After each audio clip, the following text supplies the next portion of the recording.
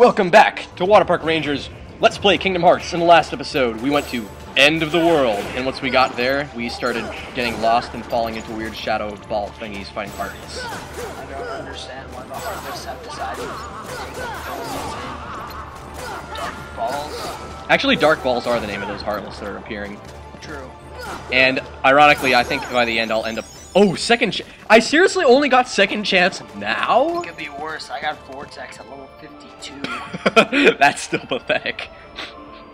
But second chance, really, I believe you're supposed to get that a lot earlier, like before Hollow Bastion. I don't know. Come to think of it, that might be the reason that I find Maleficent pretty tough in dragon form, is because you just don't have second chance by that point normally. Maleficent. Alright, so actually we can equip a lot of abilities here. Ragnarok is very specific, so... Actually, Ragnarok's super useful one of the levels coming up. Oh, well, you mean one of the fights coming up, right? Fights coming up, not one. Yeah, because we are technically at the last level, so no more levels can come up. No! Well, you do see all the old levels. It's true. And when I say all of them, I mean all of them. Mega Elixir, by the way, that's awesome. So they're just throwing out great items for us to grab. Dude, it's a metaphor. Sora's running on water because he's Jesus. It's true, he already did the whole of self-sacrifice parallel. Oh, that's rough. Open a chest and find... Uktar? No. Wait, this behemoth has already been worn down, though. Look at its HP bar. I guess Hercules got to it first. Either that or being in a chest makes you weaker. It's definitely a little bit weaker. I think for real, how did you fit the behemoth in the chest? Well, same way that all those other Heartless fit in like single bubbles. It's totally weird the way that it's laid out. I mean, I love this level, it's cool, but I could spend hours and never truly understand it. Like, it looks, I know that when you're walking on the water way above, if you look down really far, you see this wasteland underneath it, so it's like you're dragged down there whenever you land in a bubble. It's kind of confusing. Well, actually, that makes sense, because think about how the ball looks, it might just be like gravity drawing the shit down. Plus, what's weird is you see the same treasure chests up on the arrows down in these little bubbles. Like, they're in the same places, but you can't open them. Is this a complete... Oh my god. There's one right over there in the distance. I don't know. I think that maybe they're just gravity balls that drag you down. Oh, yeah, you're right. They kind of do look like gravity now you mention it. Also, another Omega Art, so we should probably equip that right off the bat. Also, I remember that for once I started getting smart and ended up using my cottages and tents pretty frequently here. Cottages and tents are only useful, like, here. There, like, right after fights. Yeah, so now that we have two of these, wow, Ray of Light, we've had that since we defeated Pot Centipede. Well, Ray of Light's awesome. Yeah, it's amazing when you have, like, the same equip and you've held on to it for that long. Then some of them get useless, like Inferno Band and Ifrit Horn. I remember those pretty well, actually. The two things you get from defeating, Cerberus. Oh, man. Oh, Trickmaster. There we go. Another treasure chest right by us. This game is so weird. Oh, new Heartless. I hate these things. Like, you cannot hurt them when they hold their wings in place. And I think all magic heals them. Rough.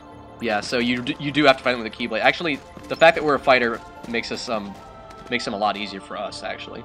Oh, I think I understand. Mm-hmm. Okay, so since this is End of the World, think about it this way. You remember that scene in the beginning at Traverse Town when you got the giant black ball on the top, and then all of this, like, there's a bunch of black wind everywhere, and oh, you mean that little part of the island You mean, left? right before Traverse Town? Yeah, okay. Right before Traverse Town. I think it's like that, under.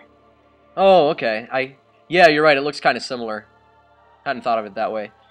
Oh, so I'm just checking out, this is actually going to give us more HP in addition to defense. Omega Arts also boosts your HP, so it's just, those are incredible items all around. Really tough to top. And we keep healing Goofy because he's so vital. Because I decided to be extra kind to my friends in this last bit here. Yay! Yeah, after they died for us so many times. We gotta repay them by just giving them a little bit of HP. In all honesty, they kinda killed themselves. I know, it's their own damn fault for being so stupid. Like, guys, let's use up all of our magic and then die. It's a great plan! It's especially aggravating in Coliseum matches, when you're trying to get them to save magic for later when it's actually important. They end up using it, like, on the 3 shadows at the start. Like, gravity! Oh, wow, no. Good man everybody. I mean, I tried, I even have him on the special setting that tells him to be more conservative with his magic, and he still wastes it like no tomorrow, so... He's like, Shadow, I can kill it in 1 hit, or I could kill it in 3 with Blizzard. He basically has the AI of his cutscene self. Like, every cutscene when you're fighting Heartless in this game only has, like, shadows appearing, even at Hollow Bastion. And Donald can't seem to defeat them for some unknown reason. What's really sad is in Kingdom Hearts 2, where they show, like, the flashback of Kingdom Hearts 1, the only Heartless they're fighting is, like, shadows. It's like it. Shadows on the way to Riku. The, like, CG opening? Yeah, the CG opening with Roxas's memories. That was a weird opening, too. It was kind of cool, actually, I have to say, playing Kingdom Hearts 2 without having played this game. Like, I played this game briefly first before the second, but I'd forgotten it and it was completely negligible what happened. But then I actually played the second and all the way through, and it was kind of cool not knowing what happened in this one, seeing things unfold. Though I did have to go to Wikipedia more than once. That CG opening just feels really weird. It's mostly the CG opening of this game that just gets me annoyed. It's funny because they do the CG recap of this in Chain of Memories, and then they have the exact same thing with Roxas falling on the... Oh, really? Yeah. Gosh, Chain of Memories. I don't even know where to start with that game. Oh, dude, it's a good GBA game. Oh, I thought you were talking about, right, the PS2 one. The PS2 one is the one that I have beef with. Also, it's very weird walking this one. I cut ahead because I got lost for a while. Yeah. Well, also because in Kingdom Hearts game, Trick Master should be completely impossible. So here's the correct route for how you get there.